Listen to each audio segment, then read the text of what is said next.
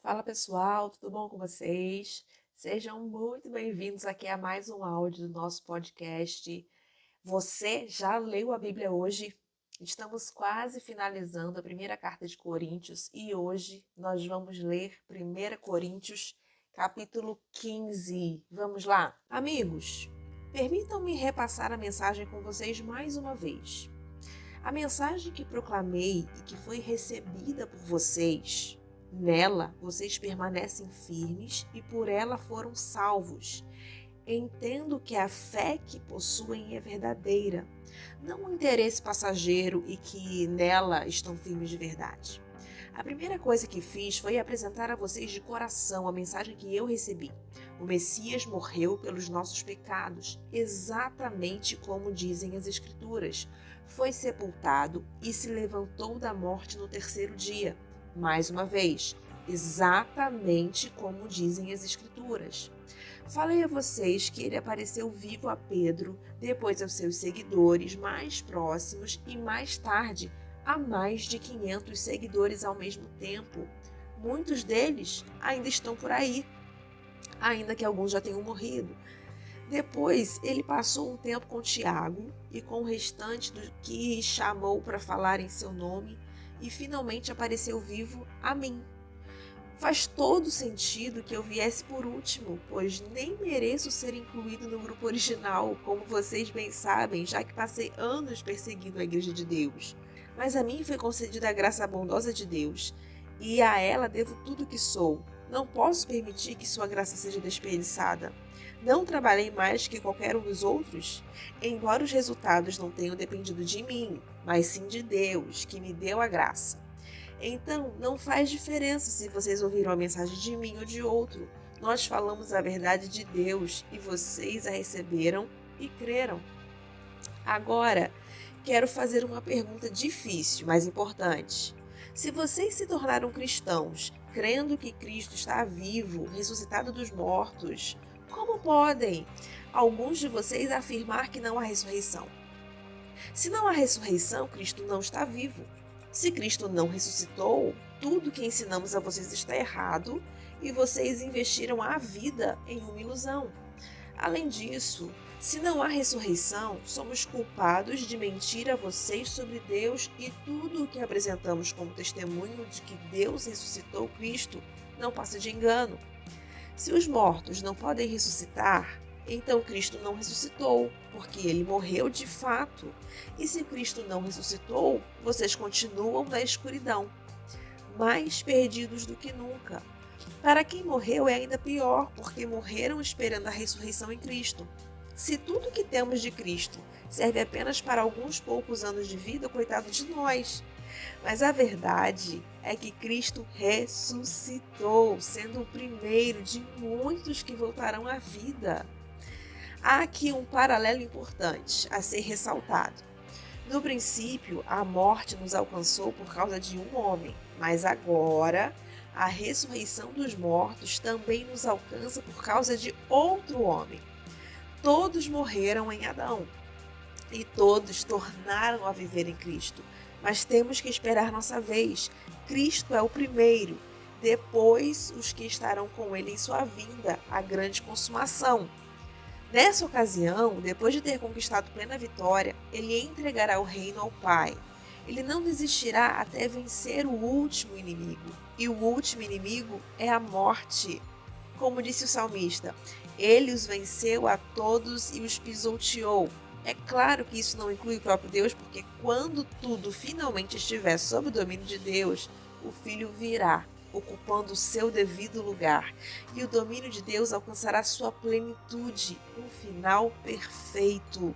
Como entender que alguns de vocês se ofereceram para ser batizados em favor dos mortos? Se não existe ressurreição, para que esse batismo? Não é uma contradição?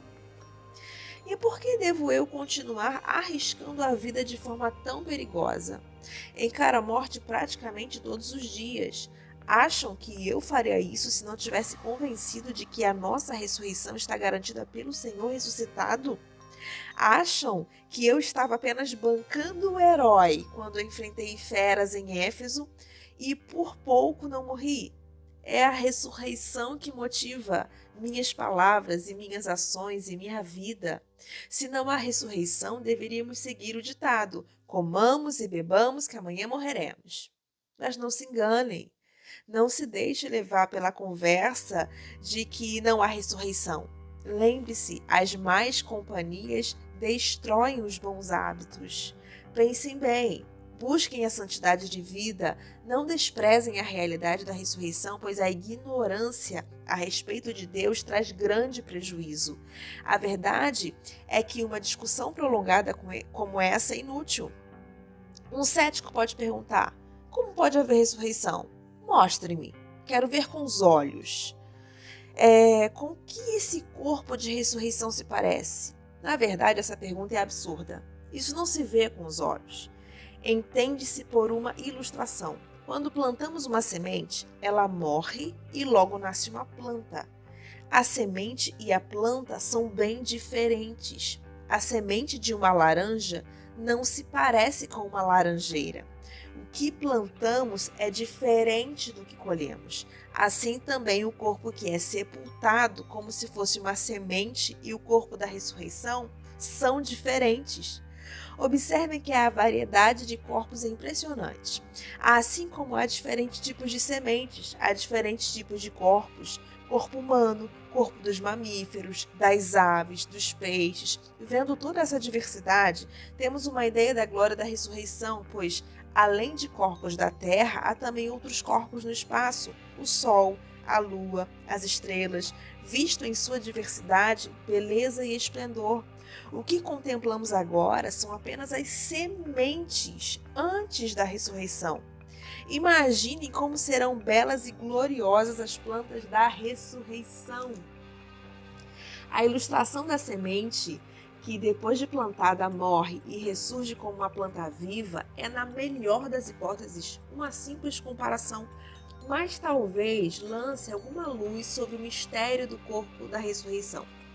É preciso, porém, ter em mente que seremos ressuscitados para valer e estaremos vivos para sempre. O corpo que morre não manifesta beleza, mas, quando ressuscitar, será glorioso. Sepultado em fraqueza, ressurgirá poderoso. A semente plantada é natural. Essa semente faz nascer o que é sobrenatural. É a mesma semente, o mesmo corpo. Mas que diferença entre o que morre fisicamente e o que ressurge em imortalidade espiritual? Para prosseguir, devemos voltar a nossa atenção para as Escrituras. O primeiro Adão recebeu a vida.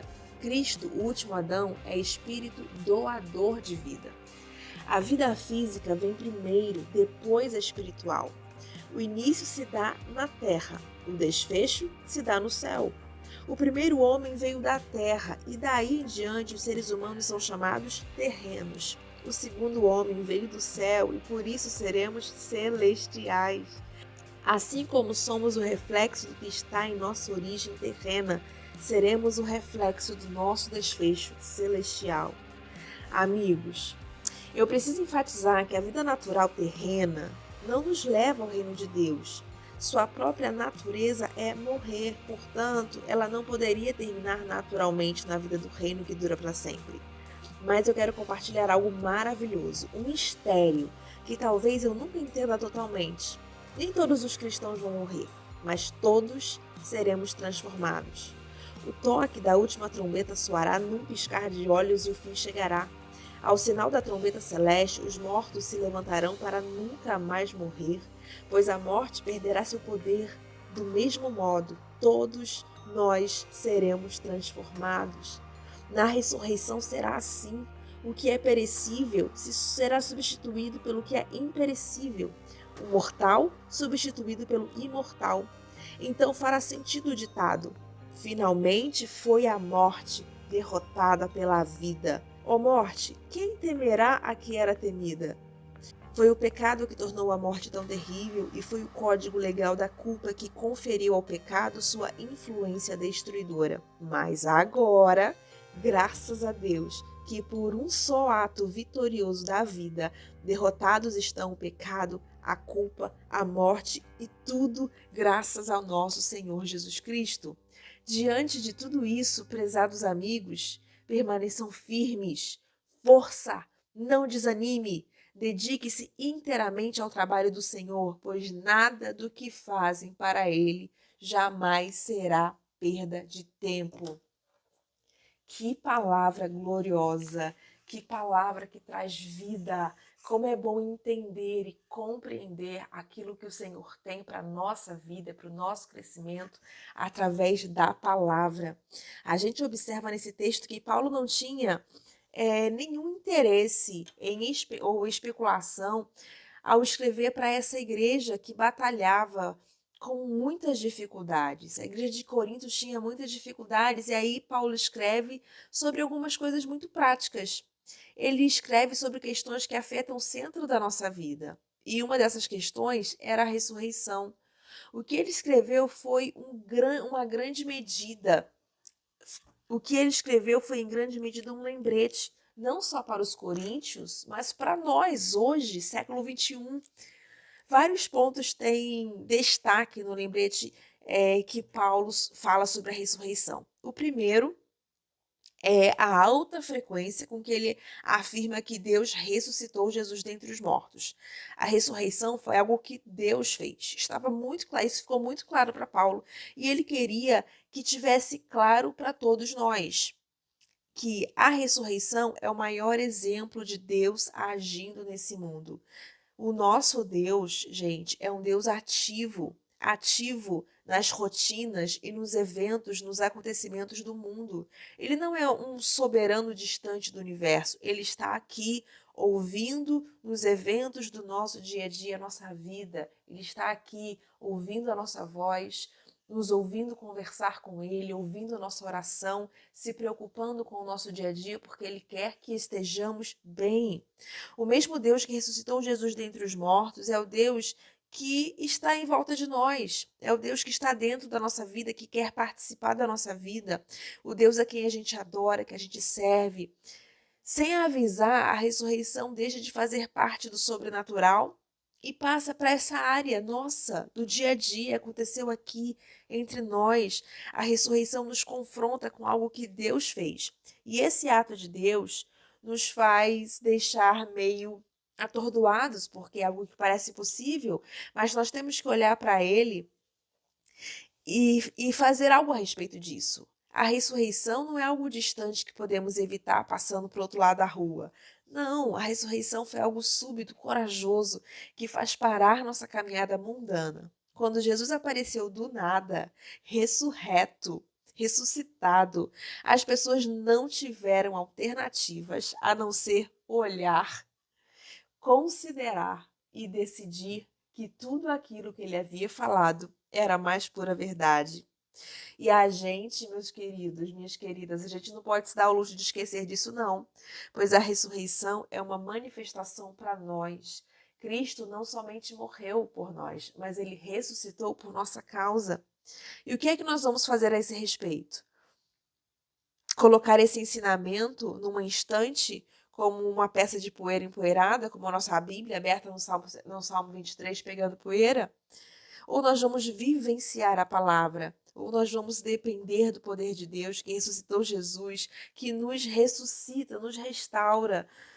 Ele ressuscita casamentos, ele ressuscita ministérios, ressuscita sonhos, ressuscita a nossa esperança, a nossa fé, os nossos sonhos, ele ressuscita, ele tem o poder de ressuscitar. O que é que você precisa de ressurreição na sua vida hoje? Saiba que Jesus é a ressurreição e a vida. Chame ele para dentro daquilo que está morto e ele vai trazer vida nova. Amém? Espero que essa palavra tenha abençoado demais a sua vida, como edificou a minha. Um beijo, fica com Deus e nos vemos no próximo podcast. Tchau!